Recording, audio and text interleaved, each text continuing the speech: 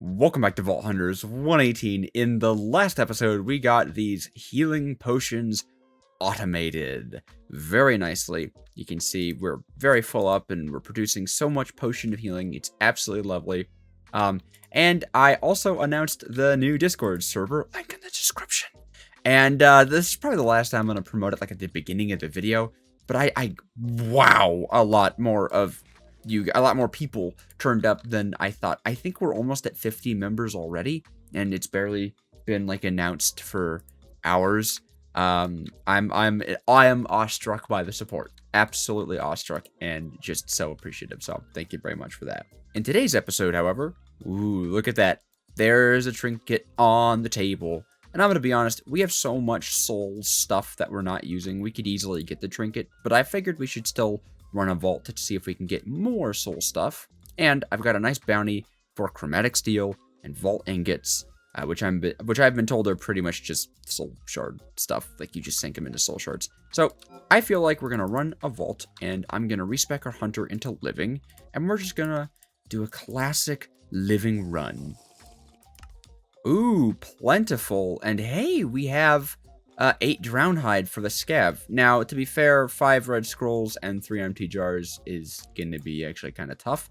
But plentiful, that is nice. So I'm going to focus living chests, but if we find ourselves in an ore room, I will not miss that opportunity. Oh, and of course, eyes have to be open for dungeons, which I don't know. I feel like would dungeons be easier to spot in this theme than the other ones? Because, like, I feel like it, right? Because this theme... Oh, yeah, I think I'm looking at a dungeon right now in the center.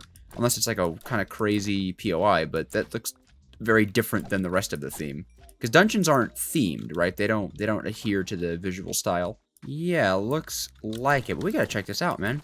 I want to get an augment thing. Give me an augment thing. No, I don't see it. Oh, are we gonna spawn? No? Okay. I don't... It's not in here. It's like a little altar thing. Also, although we don't need like scav stuff from the wooden chests, and I said I was gonna focus living chests. Wooden chests are just so delicious. Get out of here. Get out of here, tier 4. Yeah. Yeah. And hey, just to show it off, if I don't want to use my heal ability. Oh, it's so nice. It didn't. Oh, I see. That's kind of unfortunate. Maybe we need to get the advanced restock upgrade then. Okay. So that might require a little more effort to get it working perfectly, but it still kind of works, you know, it's still in the inventory. Just not as maybe convenient as it once was. Ooh. Ooh, that's an ore room. Yay. Plentiful ore rooms, man. They are the best feeling. I have to say, of like the recent changes, I know update 8 overall has like been the best update, right, hands down. But man, having these ore common rooms has got to be one of the best changes they brought to Vault Hunters. So as you can probably imagine, I want to do more than just get the soul shards, because most of that is just going to be throwing a bunch of stuff in the soul diffuser and waiting for it to soul diffuse, I suppose. So that's not the whole goal of this episode. I have an alternate goal as well. You see, well, I finally had an idea for a megabase. Yes, it's finally happened. The build inspiration has came to me, and it is another space station. I really like the little space station we did, and I feel like it would be super fun to do like a big old space station. It's a simple, easy enough thing, you know, geometric shapes, hallways, it'll be organized, which is great for me. I need organized. I think I can do it very well. And I was thinking about a centerpiece for it, because every space station has a cool centerpiece, right? That was embarrassing. Where did you... Whoa, it's raining gummies. And I was thinking, what would be a really cool centerpiece? And of course, a really cool centerpiece would be a fusion reactor. Not the fission reactor, the upgraded one, the fusion reactor, as well as a supercritical phase shifter. Though, that's a little more far off. Ooh, lost my train of thought. Okay, found it again. Hello, door. Lost it again. Goodbye, door. Supercritical phase shifter, fusion reactor. Yes, fusion reactor. That is a process. That's a big mechanism process. And as much as I like mechanism, I think it's important that I break up the mechanism stuff. So this vault doubles as a soul shard hunt, as well as a little bit of resource gathering, just to get started on the process of the fusion reactor. We're not going to be doing anything complicated. Don't worry. Don't click off the video yet. We're not there yet. There's still more fun to be had in the vault. But yeah, I want to get that process started because it is a very massive process. Oh, and on the topic of builds and bases, I'm sure many of you have noticed that I made this big hoopla about a create castle build based off a small world, all that jazz, and then just stopped doing it. Worked on it a little bit, made something kind of hideous, and then just stopped. Yeah, I wasn't liking it. I was struggling to come up with any inspiration for it, and just enjoyment on it was very low for me. And I think most of the problem was I didn't really have like a solid or good idea of what I wanted to do with it. I was just like, I just felt like I needed to get a build out there for create. And so I just kind of cobbled together this idea of small world because it kind of had that vibe. But I've put a lot more thought into it. And I think a build that would be both technically interesting and challenging as well as easy for me to put together, I'm thinking easy, is a clock. But not just any clock, of course, right? Now, the centerpiece of create being a big clock would be really cool. I think that makes a lot of sense. And I like clock aesthetic. I don't know.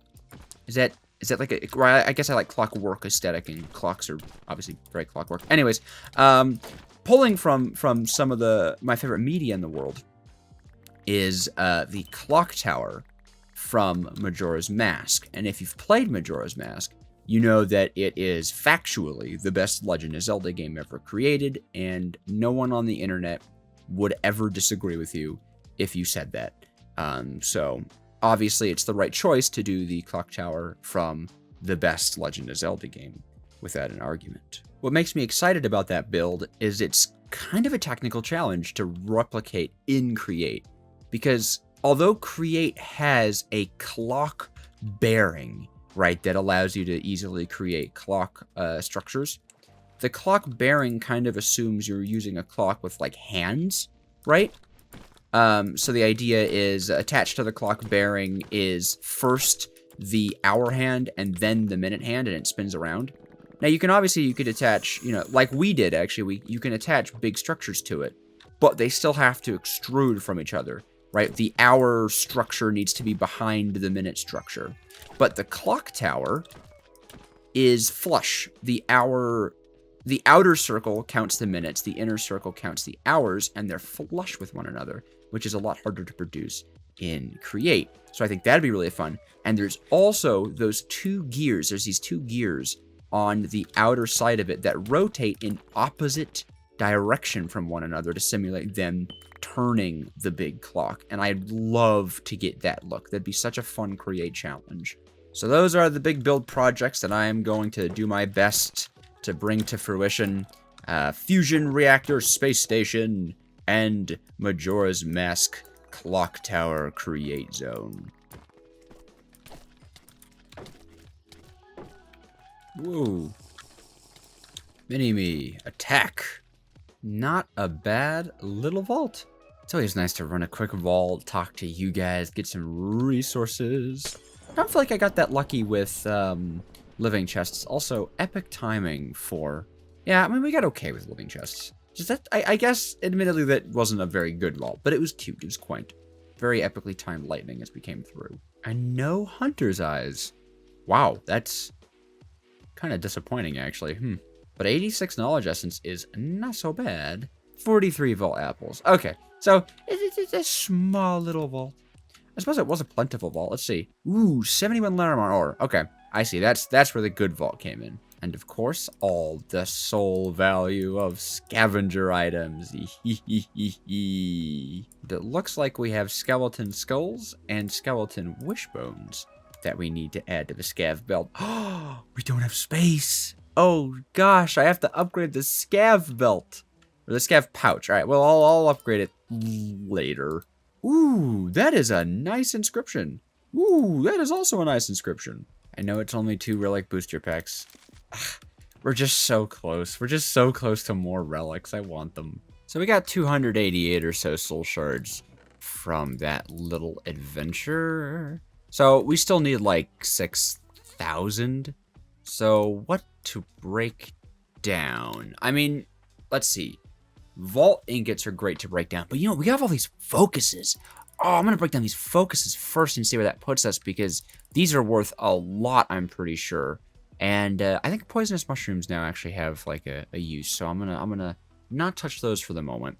I also feel like we could break down some plating, but I need to restock actually. We've been doing so much like modification. There we go. It's a little better. But let's start with our focuses. And I suppose while we're soul diffusing, right, while we're getting enough to get our trinket, we could start on the mechanism stuff. So the whole process for the fusion reactor is absolutely massive. So today, what I want to do is get liquid lithium processing. And we've already done liquid lithium processing. We just haven't necessarily automated it or made it exclusive to itself, which is what I'd like to do.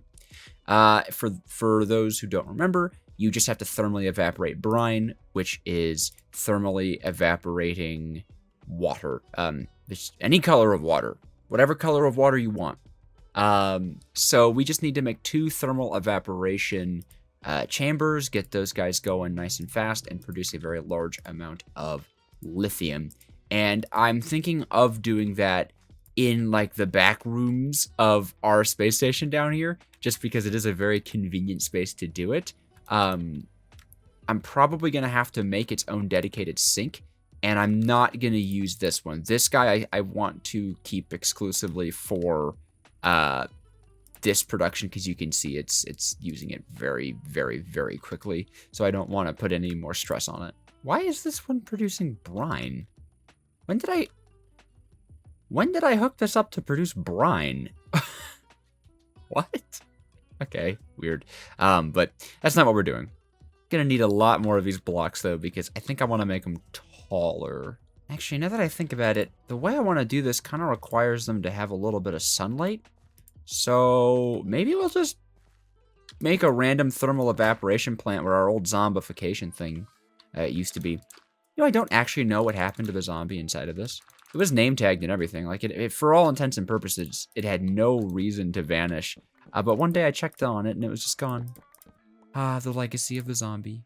I wonder who's been watching for long enough to remember me setting up that thing. I mean, that was early on, I'm pretty sure. Okay, here we have a very, very basic thermal evaporation guy. It's not very tall. And you'll notice I actually don't have it being heated. I want to heat this in a little bit of a different way. I also want them to be a little bit taller. Which I think I don't need the corners for, or I won't need the corners for. I can't remember. Okay, I don't need the corners for. Do I need the corners on this at all? Probably, right?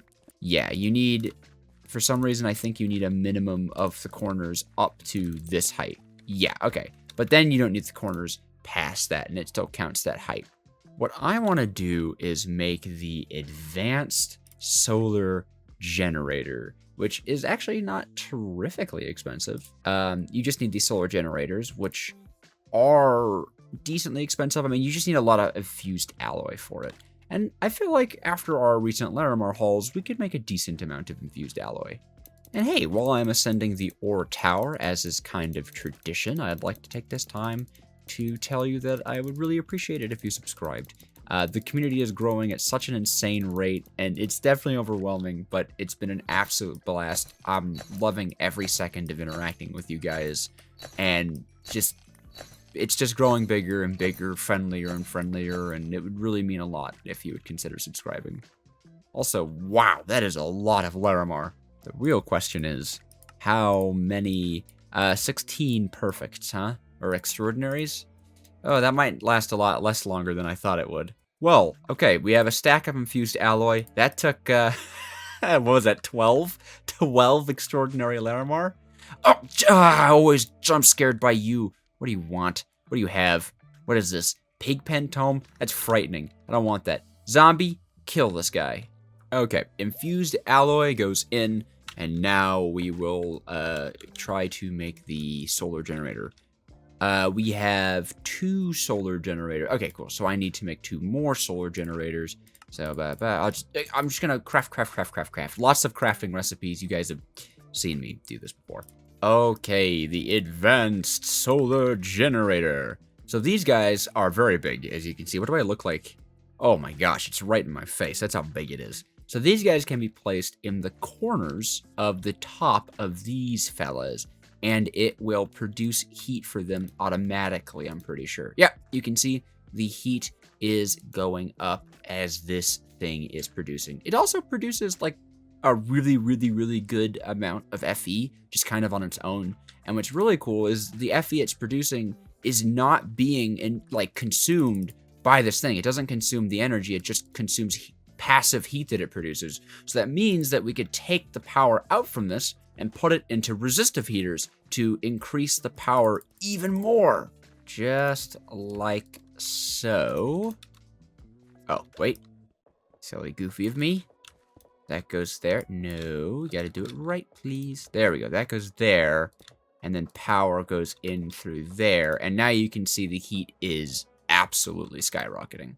This is using, I mean, look, this is using 80 FE per tick. This produces more, obviously, than 80 FE per tick. And of course, at nighttime, it stops producing energy, right? So we don't want to, I guess we don't want to use too much, but I'm pretty sure we could very comfortably set this at 100 FE per tick, since this thing could produce 150. So that should keep us going throughout the day.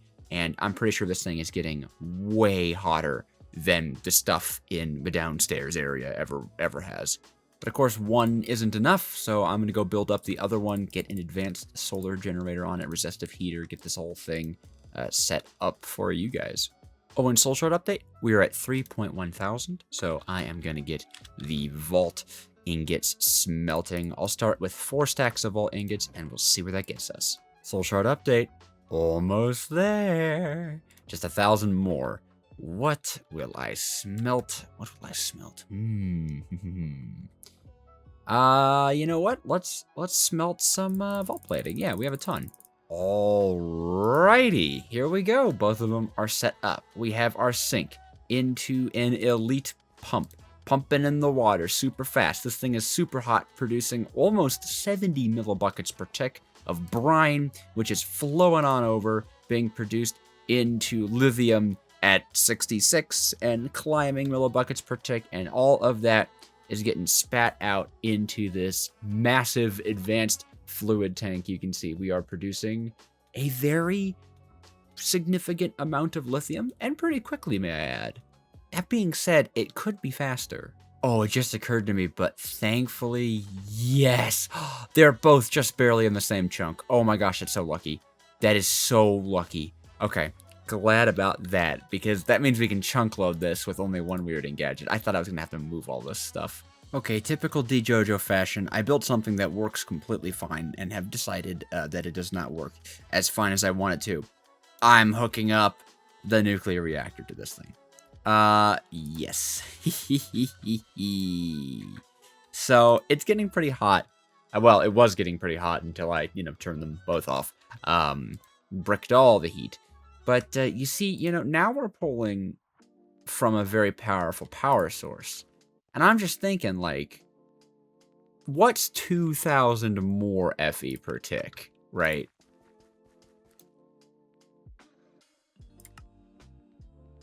Because this thing can support it. Yeah, absolutely. And these cables can support up to 3,000. Oh, that is getting hot. Oh, that is getting so very hot. Look at the production. I don't need these solar generators at all, do I? Wow. Oh, look how fast it's going up now. I love it. I love it. I love it. I love it. I love it. I love it. I love it. Ah. Yes.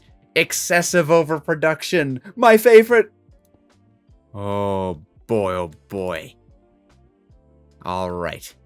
The time has come. I have hooked up our, not ethylene. Ethylene's a different thing. Lithium production to our, refined. Ooh. All my words are wrong today. Excellent. Anyways, I've got this hooked up to our refined storage system. I just need to filter the importer. And, oh, I'm excited. This is going to produce us so much stuff. It's still getting hotter, How is that possible? Oh, it's set to blacklist. I have to set that to whitelist. That was funny. That was silly of me. Okay, now we should see liquid lithium flowing in. So that will go until we have 256 buckets of this stuff. So we should get a really nice amount of it. And it's only consuming 2,000 FE per tick to operate it at the heat that it is, which is very excessive. I mean, I think we're producing so much faster. Oh, like, actually, no, we're producing like a decently even rate. Okay, that's not bad at all. Cool. I didn't realize how fast this importer was. Neato. Perfect, then it is a great speed to run this at. Oh, yep, that should be enough soul shards.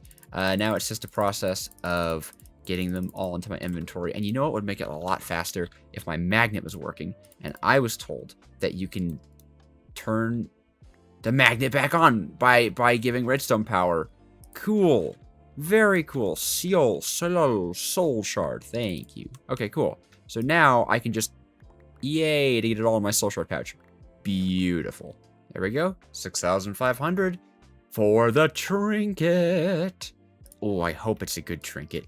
Oh, give me a good trinket. Oh, please, oh, please, oh, please, oh, please, oh, please. Oh, please, oh, please, oh, please, oh, please, oh, please. Chromatic powder. That is a good trinket. 50% more or less Valkyr damage. That's not bad. That makes my stuff last longer. I mean, I kind of wanted to get like a Tenos pouch or something, you know? Like for more quantity. And I feel like we could still well, no, the 128 volt alloy is impossible. Okay, so we'll keep the chromatic powder. I will say, when you look up trinket scrap, okay, it's this guy, it's the chromatic powder at 1 use that gives you the trinket scrap. And I was told that maybe literally that is the thing. I need to get this guy down to 1 use, and that will be perfect. So I'm gonna try that. I'm gonna use this guy on 10 volts. 50% less Valkyr damage is exceptional. I hope that applies to pickaxes and stuff, because that basically means we're taking, like, there's a 90% chance, I think. Is it? Here, let's see. So we have 21 from this unbreaking, 21 again from unbreaking, and so that's 41, and then 50 from the chromatic powder. So yeah, 91% chance we don't take any Valkyr damage. So our Valkyr is now practically immortal, and we have already 256 millibuckets, 1,000 millibuckets of lithium. So I'd call that one a successful episode.